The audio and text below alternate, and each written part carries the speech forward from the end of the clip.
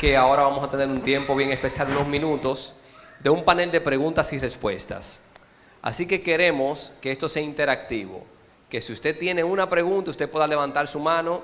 Ronald está por ahí con un micrófono, Ronald se le va a acercar y pues tendremos unos panelistas por aquí que estarán respondiendo. Y para ello llamo a Josué que tome asiento, también a Diego Clavijo, de la Iglesia Bíblica Renacer, Libni, su esposa, y Nicauri de Díaz, que también pasen por aquí.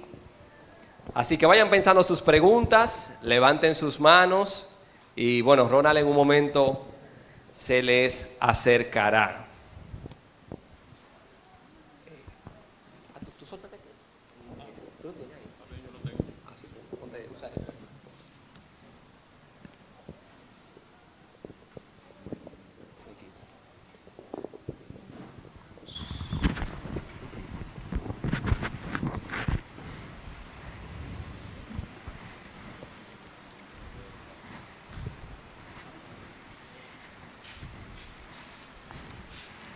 Bien, nosotros hemos preparado unas preguntas en lo que los jóvenes piensan para ayudarles a pensar un poco y darles un poquito de tiempo. Y la primera pregunta que queremos hacer, bueno, Josué ya estuvo hablando de ello, pero quisiéramos escuchar tal vez sus opiniones en palabras sencillas, en palabras que todos podamos comprender. ¿Cómo pudiéramos definir lo que hoy en día es un ídolo moderno? No. Si quieren primero, bueno, Diego dice que primero las damas. Un hombre caballeroso. No, es como deseen. No hay problema. Vamos a romper el hielo. Buenas noches. Dios les bendiga. Amén. En palabras sencillas y llanas es cualquier otra cosa que capture mi corazón. Cualquier cosa que no sea Dios, obviamente. Amén. Cosa o persona. Amén. Algo que le compartí a Hannah, que precisamente me hacía esa pregunta, que es un ídolo moderno. Y ella decía, bueno, tú sabes que en los tiempos anteriores de la Biblia vinimos viendo cómo el pueblo se levantaba a adorar estatuas y muchas cosas a los cuales llamaban ídolos. Quizá ellos tenían ídolos modernos en ese momento, pero esos eran como sus ídolos. Sin embargo, hoy en día no necesariamente levantamos una estatua, sino que estos ídolos que le llamamos modernos están en nuestro diario vivir. Y a eso muchas veces le prestamos adoración y a veces ni cuenta que nos damos. Entonces se puede catalogar ídolos modernos por ahí. Como Diego decía, cualquier cosa o persona que incluso de nuestro día a día captura nuestro corazón más que Dios, eso es un ídolo. Puede ser tu novio, puede ser algo bueno en sí mismo, que tal vez está capturando nuestro corazón más que Dios. Y en ese mismo sentido entonces, ¿qué señales podrían indicar que un joven, cualquiera de nosotros, está idolatrando algo, aunque sea algo bueno?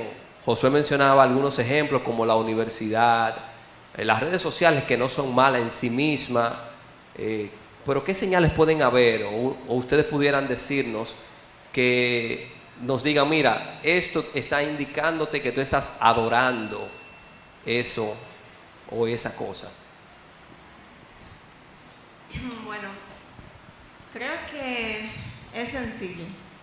Cuando tú notas que toda tu esperanza, tu mente, tu confianza está puesta en algo que no es Dios, entonces pregúntate o presta atención. O sea, como creyentes estamos llamados a que nuestra mirada esté puesta en Dios. Cuando hay algo, como dice Diego, que está capturando todo mi corazón, cuando hay algo donde yo estoy poniendo toda mi esperanza, cuando es algo que está tomando todo mi tiempo y todas mis energías, entonces probablemente eso sea un ídolo en tu corazón. Y eso puede ser algo, puede ser alguien, puede ser una actividad. Y luce de muchas maneras según la persona.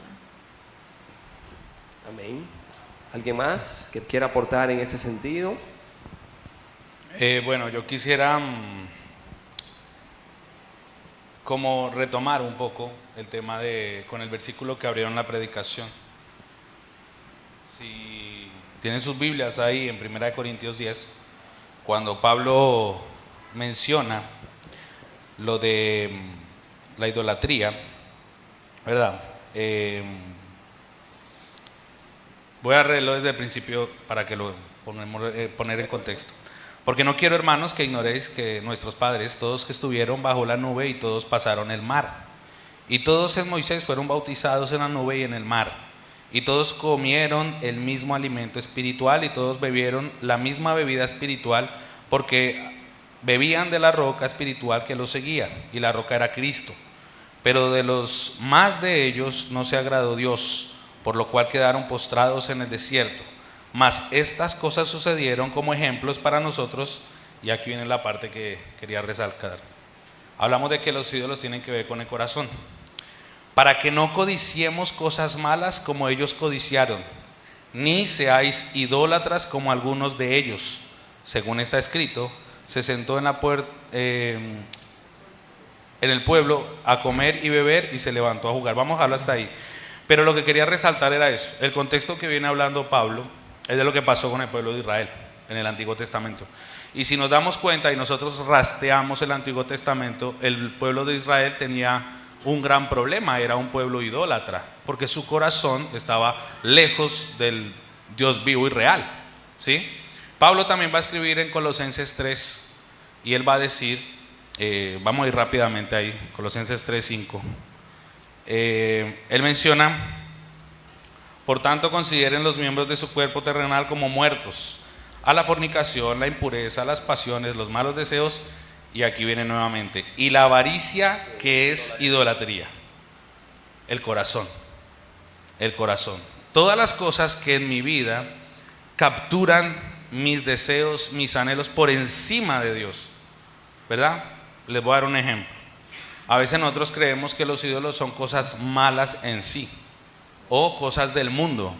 Por ejemplo, mencionaban el ejemplo del ejercicio, los deportes, son legítimos. Todo me es lícito, pero no todo me conviene, lo que dice Pablo inclusive en el capítulo 10 hablando de lo mismo, de la libertad cristiana.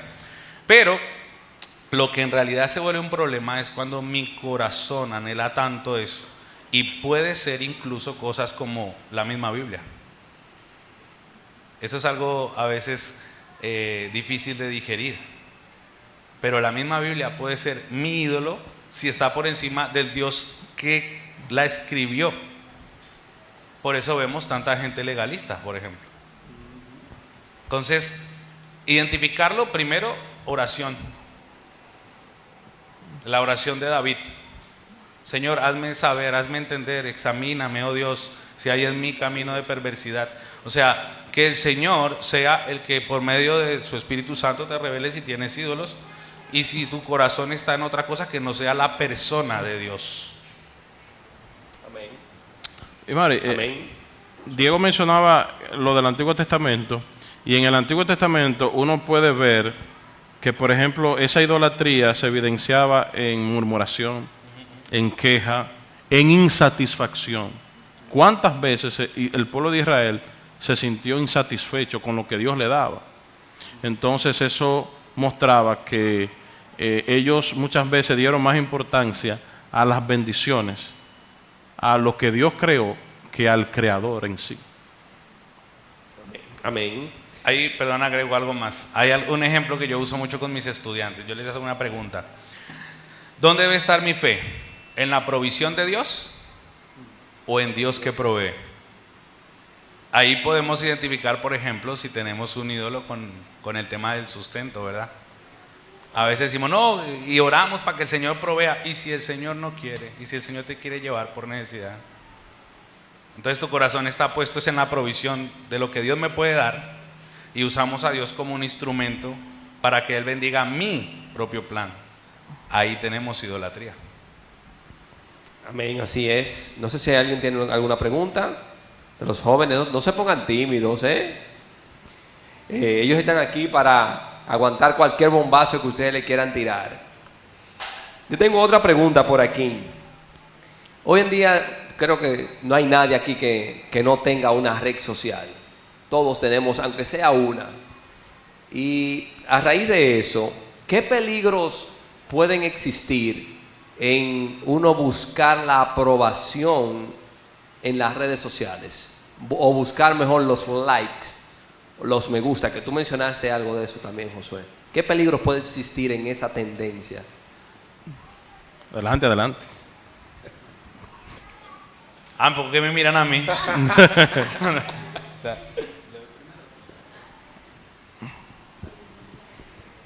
creo que en el grupo discutimos un poco de eso. Y es que al final todo vuelve al mismo punto, el corazón. ¿Dónde está tu tesoro?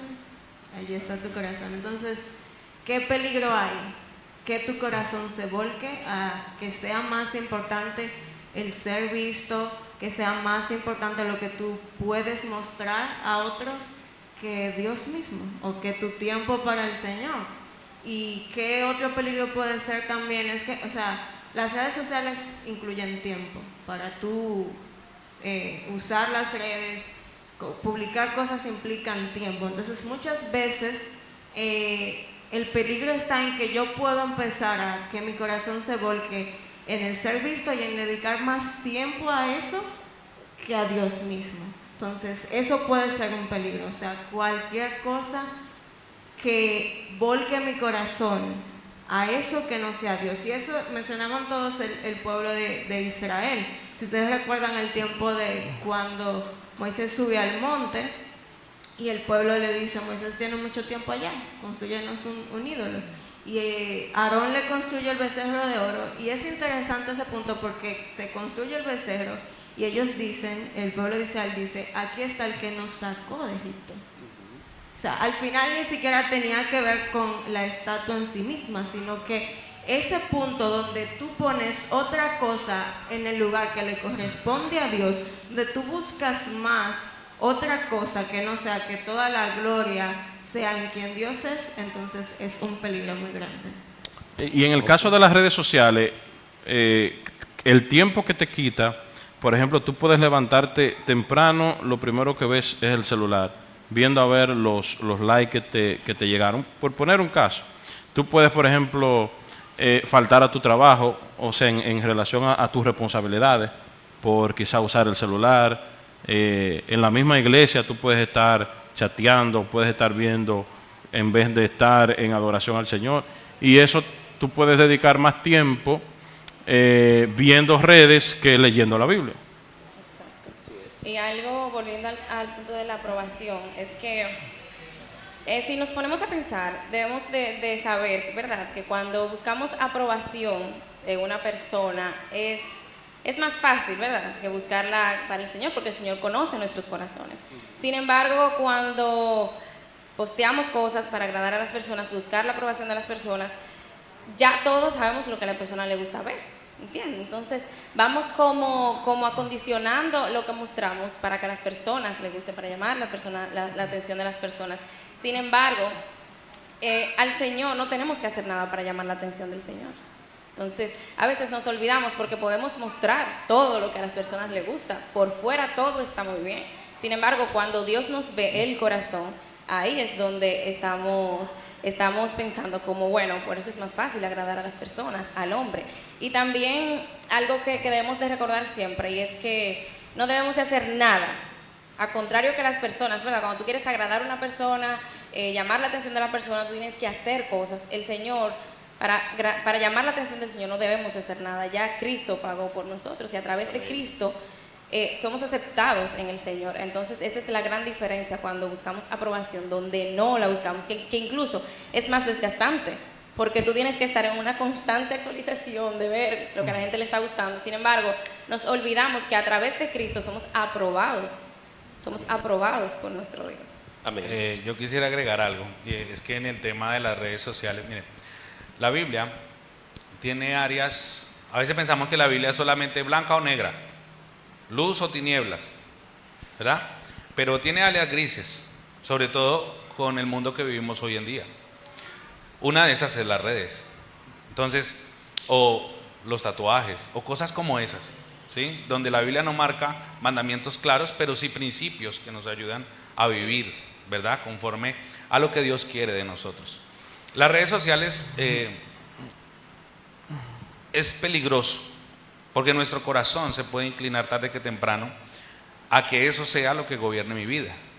Les voy a dar un ejemplo. He conocido creyentes que hacen muchas cosas para Dios, ¿verdad? Y gloria a Dios, eso está bien. Y cuando viven en redes sociales ese activismo, ¿verdad? Pero uno conoce sus vidas. Hay una pregunta, por ejemplo, que desbarata casi todo cristiano: que tenga redes sociales o que no. ¿A quién estás discipulando?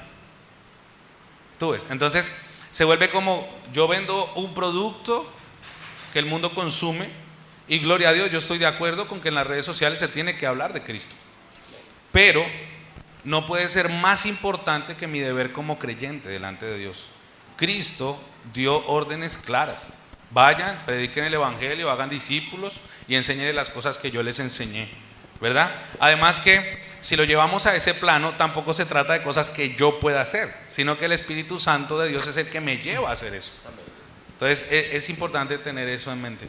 Algo que también pienso en cuanto a las redes sociales es como una espada de doble filo, ¿verdad? Porque tú la conviertes en tu ídolo, pero también tú te conviertes en un ídolo para otros.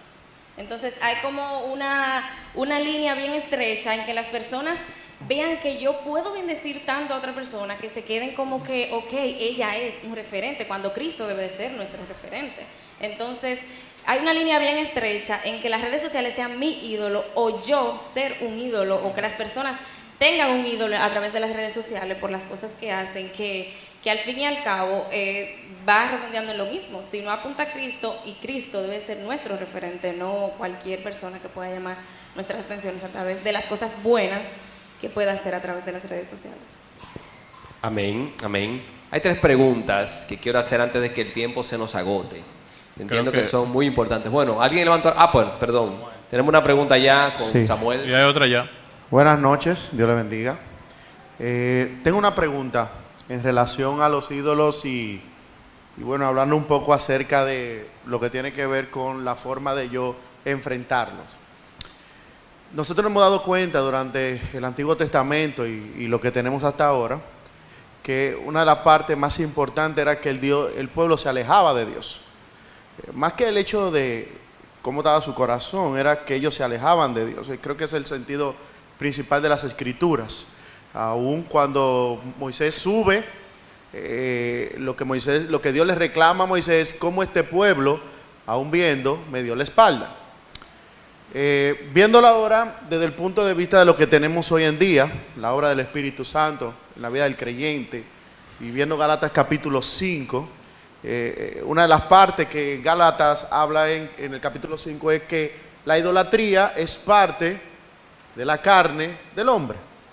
¿Qué papel, porque si no voy a seguir yo voy a dar la respuesta, qué papel tiene el Espíritu Santo en relación con la idolatría y la carne en el concepto de hoy en día?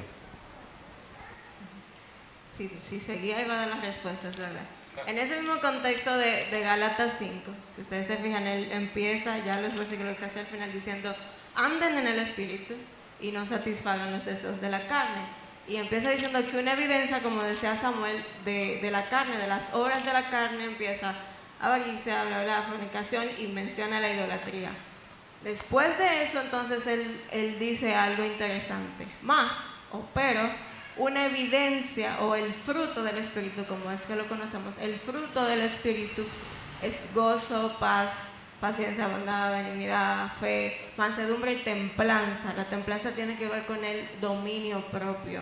Entonces, ¿qué tiene que ver el Espíritu Santo en esto? Yo creo que como creyentes, en el momento donde de verdad estamos andando en el Espíritu, va a ser evidencia en nosotros algo interesante, que es el dominio propio, como mencioné, que es la capacidad de dominar mi propia carne. Entonces, si yo estoy llena del Espíritu, si yo estoy andando en el Espíritu, entonces los ídolos naturalmente van a desbaratarse. Porque entonces mi mirada va a estar puesta en Cristo, en Dios. Como dice más adelante, entonces voy a hacer morir los deseos de la carne, y entonces el Espíritu va a gobernar en mí y voy a tener la capacidad que necesito para enfrentarlos. Diego y luego Josué. Yo quisiera agregar algo, sí. El Espíritu Santo es el único que nos va a hacer huir de la idolatría. Es el único. Pablo escribe que debemos crucificar la carne, huir de la carne, pero, a ver, lo que él va a hacer el contraste después es que el Espíritu Santo, ¿verdad?, es el que nos lleva a vivir como Dios quiere. Y yo quiero que pensemos por un momento, ¿hay algo que yo pueda hacer para dejar de vivir en los deseos de la carne? Mis hermanos, yo creo que siendo realistas, a nosotros nos gusta vivir en la carne. Es más, pecar es lo que mejor nos sale, sin esfuerzo, y nos gusta, nos encanta. El punto es que, como dijo Pablo allá en Romanos capítulo 12, después de entender las misericordias de Dios a través de Jesucristo, de que antes éramos enemigos, ahora somos sus hijos, después de entender todo lo que hizo Dios a través de Jesús, lo más lógico es que ustedes y yo seamos sacrificio vivo. Por eso es que es importante que cada día nosotros vayamos al altar de sacrificio y digamos en oración: Señor, yo no puedo dejar de pecar, yo no puedo dejar de codiciar lo que no debo, mis ojos no pueden dejar de ver lo que no tengo que ver. Por eso te pido, Señor, que hoy me ayudes tú a morir, que tú vivas, lléname de tu espíritu, porque al fin y al cabo el único que va a hacer que tú venzas ese pecado es el Espíritu Santo. Si fuera por nuestras propias fuerzas, seríamos idólatras como el pueblo. Pablo escribió en Romanos 8:13: porque si vivís conforme a la carne moriréis, mas si por el Espíritu hacéis morir las obras de la carne, viviréis. Es decir, que la obra del Espíritu es fundamental para hacer morir los deseos de la carne. Por eso, una persona que no es cristiana no puede mortificar el pecado, como decía John Owen en la mortificación del pecado. No puede, porque no tiene el Espíritu. Entonces, a través del Espíritu, en dependencia del Espíritu. Así que la obra del Espíritu es fundamental. Sin ella no podemos vencer. Y hay otra salvedad. Primera de Juan capítulo 5, versículo 20, dice aquí Juan: pero sabemos que el Hijo de Dios ha venido y nos ha dado entendimiento para conocer al que es verdadero. Y estamos en el verdadero. Ojo, está hablándole de creyentes que entienden lo que es ser cristiano. Y estamos en el verdadero, en su Hijo Jesucristo. Este es el verdadero Dios y la vida eterna. Mas sin embargo, le está escribiendo a gente que entiende las bendiciones de Dios, que entiende que es estar en Cristo, y dice lo último: hijitos, guardados de los ídolos. Eso va a desaparecer hasta el día que ustedes y yo estemos en la presencia del Señor. Por eso es que necesitamos el Espíritu Santo. Es imposible vivir la vida cristiana si no es en el poder del Espíritu Santo. Amén. Ahora, lo que hay que preguntar, ustedes no me van a callar y yo voy a predicar aquí. Pero lo que hay que preguntarnos es: ¿soy un creyente carnal o soy un creyente lleno del Espíritu? Porque si nos damos cuenta, cuando Pablo le escribe a los hermanos en Tesalónica, él dice que alaba a Dios porque por donde quiera que él pasaba, la gente le testificaba de que ya ellos habían ido y que daban testimonio fiel de cómo ellos se habían convertido de los ídolos al Dios verdadero. Imagínense, y él solamente estuvo 3 sábados en Tesalónica. Mas sin embargo, cuando le escribió a Corintios allá todo eso, sabemos todos los problemas que tenían, y allá estuvo 1 año. Entonces es el Espíritu Santo el que hace la obra, y eso no tiene nada que ver, la madurez cristiana no tiene nada que ver con el tiempo que llevamos en la fe. Es que tanto el Espíritu de Dios mora dentro en nosotros, o nos está llevando. Amén. Amén. Ahora bien, Ismauri, hay una obra que el creyente debe hacer, sí. O sea, el creyente debe, por eso Pablo dice: mas si por el Espíritu hacéis morir. Es decir, el creyente tiene su responsabilidad de hacer morir, de dar muerte, de mortificar, de negarse a sí mismo, de negar a esos placeres de la carne. Amén. Creo que alguien más tiene una pregunta. Albeni. Bueno, yo tengo una pregunta. Cuando una persona le dedica más tiempo a las redes sociales y se vuelve como que más obsesivo y más obsesionado con eso, y le da prioridad a eso en vez de dar prioridad a Dios, entonces, ¿tú crees que eso afectaría a la salud mental, emocional, esa idolatría? Porque la idolatría sí, no sé si tú me vas a entender, no solo es como que, o sea, no solamente es un pecado ante Dios, sino que puede causar daños emocionales y mentales. ¿Podrías describirme más acerca de esa cuestión? Miren, hay algo claro. Ya dijimos que cualquier cosa que sustituya a Dios, ¿verdad? Que no se nos olvide que el diablo no vino sino para hurtar, matar y destruir. El propósito del enemigo es que tú te alejes de Dios. Y si para eso va a usar las redes, él lo va a hacer. Ahora, he conocido creyentes que han caído en depresión, precisamente porque han sido arrastrados por el príncipe de este mundo. Y algo que usa, el enemigo es muy astuto, él va a usar las cosas que más nos gustan. Entonces, es un peligro inminente. Es un peligro inminente. Es que es así de sencillo. Cuando estamos en el pecado y la idolatría, es como si le dijéramos a Dios: quítate que tú no me eres suficiente. Yo no sé si usted está entendiendo eso. Quítate que tú no me eres suficiente. Es como si yo me fuera a la casa con mi esposa y la dejara en la casa, pero me fuera a buscar otra mujer y le diga a ella que la amo. No tiene ningún sentido. A ese nivel es cuando nosotros colocamos un ídolo delante de Dios. Amén. Creo que eso responde bastante bien a la pregunta de Albeni.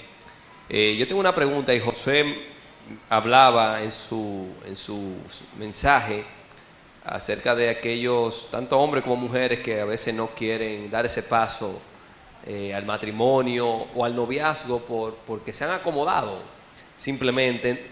Y en ese sentido, ¿qué consejo se le pudiera dar a esos jóvenes que muchos aquí están en un noviazgo ya? Suponemos que con miras a un matrimonio, tal vez muchos y muchas están buscando, pero ¿qué consejo le pudiéramos dar a esos jóvenes que a veces ponen su valor en esa relación amorosa? Y hemos visto ejemplos que cuando esa relación amorosa por X o Y razón termina, pues ese joven o esa joven se va al suelo emocionalmente. Entonces, ¿qué consejos pudiéramos darle a esos jóvenes? Yo creo que si nos ponemos a graduar los ídolos que podemos levantar y la idolatría, creo que ese tipo de ídolo amoroso es uno de los más sutiles, porque caemos en esa idolatría a veces sin darnos cuenta. Confundimos lo que es el amor, yo amo a esa persona, con el hecho de yo idolatro a esa persona, mi vida depende de esa persona. Entonces, partiendo de ahí, debemos de ser bien cuidadosos y abrir los ojos y pensar: ¿qué es esa persona para mí? ¿Hasta qué punto yo amo a esa persona? ¿O cómo yo he puesto mi identidad en esa persona? Cuando puedo pensar que sería mi vida sin él, o ocupo más mi tiempo en él, mis pensamientos en esa persona. Entonces, creo que son maneras sutiles de uno entrar en lo que es la idolatría, porque ponemos en un lado el amor y la idolatría, pero la idolatría no la vemos en ningún lado, porque yo amo a esa persona y ese es mi referente. Mauri, yo amo profundamente a mi esposa, profundamente, pero mi felicidad... Cuidado lo que va a decir, ya está ahí.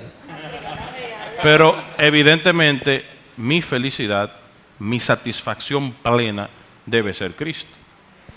Y nosotros debemos entender que el matrimonio no es un fin en sí mismo, sino que es vamos a decir, es un paso para nosotros glorificar al Señor, porque el fin es la gloria del Señor. Entonces el matrimonio cumple el propósito de glorificar al Señor. Entonces, los novios que están aquí, bueno, si te dejan, te vas a sentir triste, un ejemplo.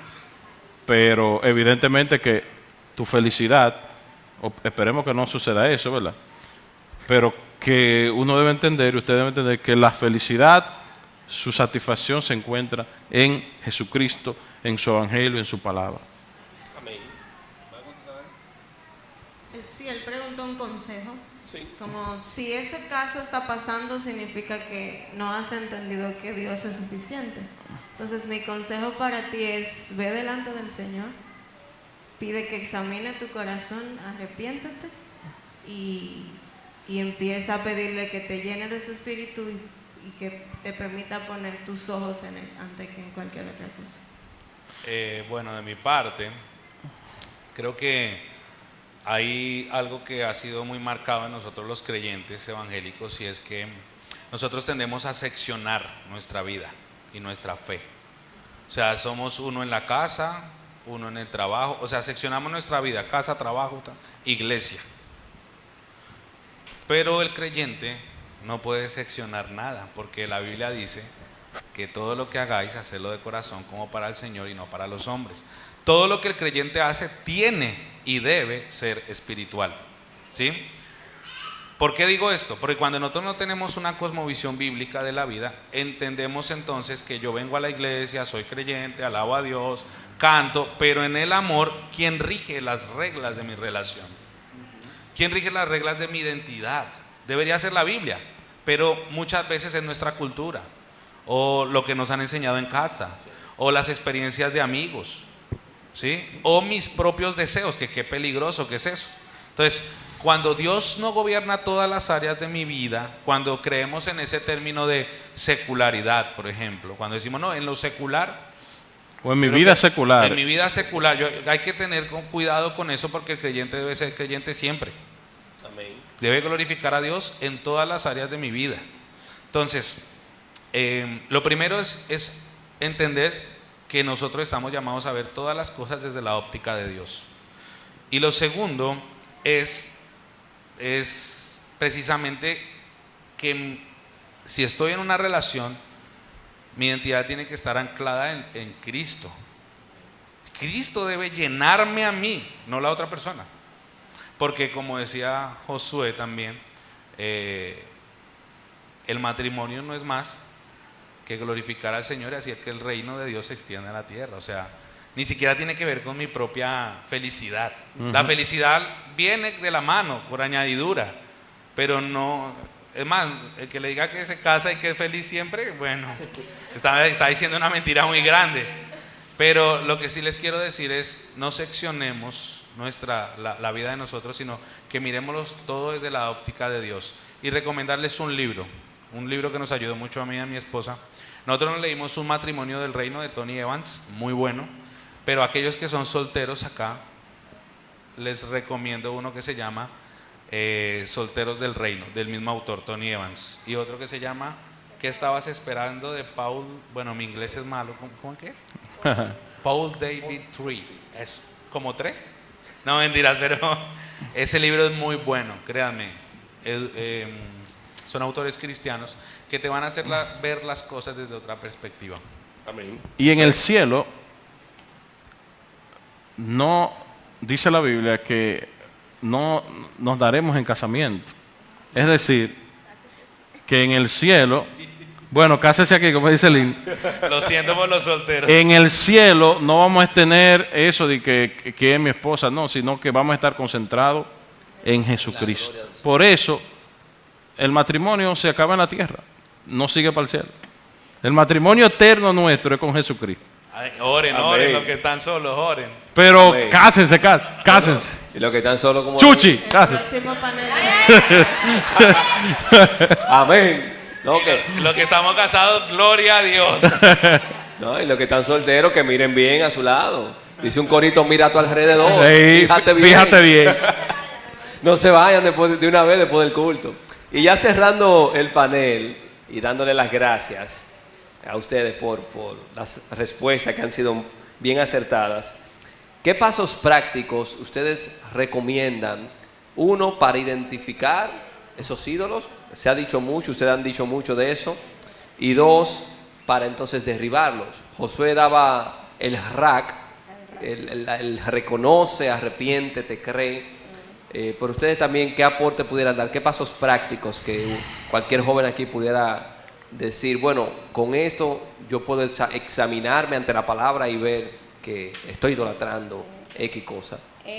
El Señor usó realmente bastante a Josué para ayudarnos a tener esos pasos prácticos en su predicación. Pero algo que yo meditaba mientras él predicaba y decía, sí, nos examinamos hoy los ídolos, pero yo decía, esto es algo que debe ser constante en nuestro diario vivir. Ujú. Hoy nos estamos examinando, estamos identificando esos ídolos con los cuales ahora estamos luchando. Pero mañana, o sea, usted derrotó el ídolo hoy, ¿verdad? Se pone en comunión con el Señor y todo, puede vencer.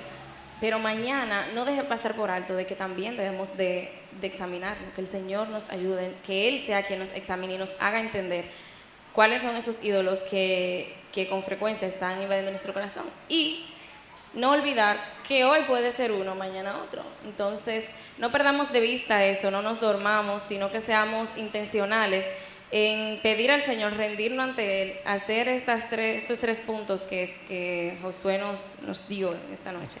Y poder cada día identificar y ser intencional en ver qué está ocupando el lugar de Dios y cómo yo lo voy a hacer. No nos olvidemos solamente hoy, porque la actividad habló de los ídolos, sino que sea una diaria práctica en nuestras vidas.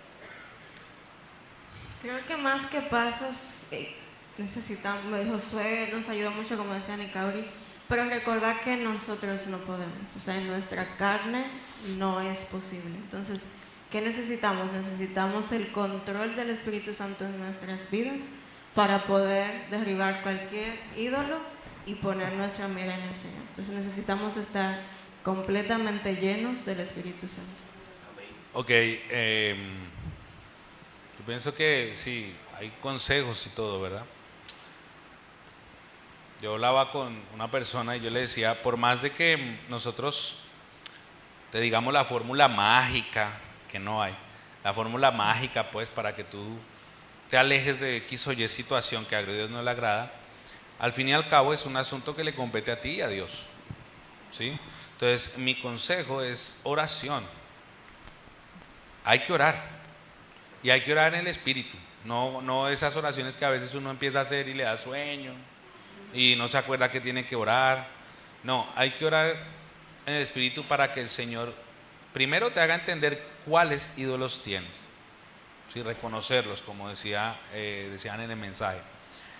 Y segundo, que el Señor sea el que te llene. Esa es una petición clave, que el Señor te llene de su Santo Espíritu. Esa es una petición clave. Y una manera rápida es: identifica tú a qué más le dedicas tiempo en tu día. ¿A qué le dedico yo más tiempo? ¿Sí? ¿En qué estoy sacando más tiempo? Un pastor que ya murió, Adrian Rogers, decía que cuando nosotros tenemos situaciones que nos alejan de Dios, a veces solamente las eliminamos. No, hay que reemplazarlo, ¿sí? Si yo solamente elimino un ídolo que identifiqué, pero no hago nada más, voy a tener tiempo de ocio. Y la mente ociosa es el mejor taller de Satanás. Entonces, lo mejor es reemplazarlo, ¿sí? Reemplazarlo. Devoción, estudio de la palabra. Mire, muchos de nosotros nos conformamos con un devocional o leer un versículo en la mañana. No. O nos conformamos con venir al culto el domingo. Es más, venir al culto es lo mínimo y lo más pequeñito que el creyente debe hacer. Entonces, no, meditación de la palabra y oración. Y me gustaría agregar, Ismauri, que nosotros debemos también rodearnos de personas que nos ayuden a poder identificar y a poder nosotros vencer a través del Espíritu, porque cuando estamos rodeados de buenos amigos, esos amigos nos pueden aconsejar, nos pueden decir: mira, yo creo que tu ídolo es este, porque a veces quizá uno por nuestra propia cuenta no puede identificarlo, pero quizá mi amigo que es creyente